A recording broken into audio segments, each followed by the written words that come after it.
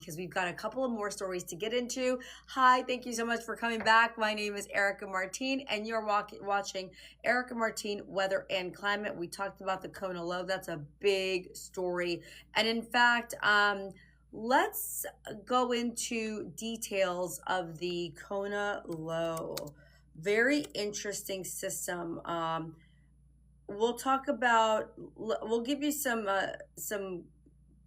meteorological definitions. We're also going to talk about why I said it was important to look throughout the entire levels of the atmosphere, not only at like 500 millibars, but you do have to go very high up and just also at what's happening at the surface because of how deep that cold core is with the Kona low. But I did also want to mention something to you about the CPC update for ENSO.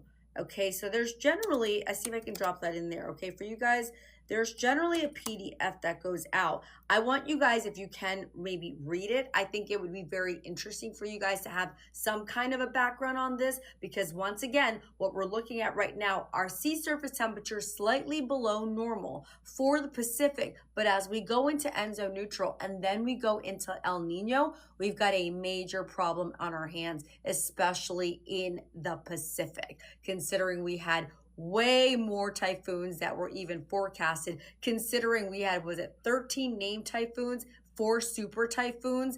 There was one, oh gosh, one particular typhoon. I remember I had to do a project on that one for the market in Taiwan, and they did close the markets that day. So whenever I'm looking at things like that, shipping lanes, I'm looking at commodities. One of the things I'm looking at is how the storm systems could actually impact that.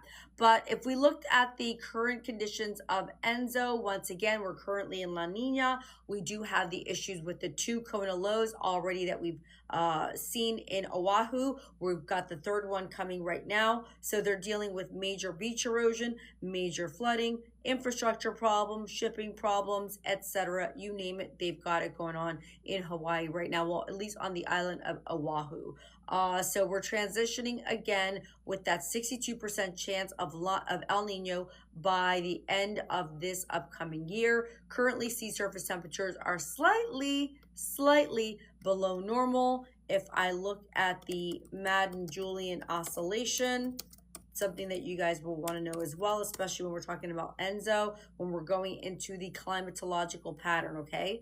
So this is the dominant mode of interseasonal variability in the tropical atmosphere, and this is where we really want to study climate patterns like El Nino, and it's essentially, they refer to it as a wave, and it moves eastward at approximately 14 to 29 kilometers per hour. So something that I think we want to look at, especially in the Pacific Ocean, in the Indian Ocean, and it's characterized by alternating enhanced, wet, suppressed, dry convective phases, which manifest as large-scale anomalies in tropical rainfall.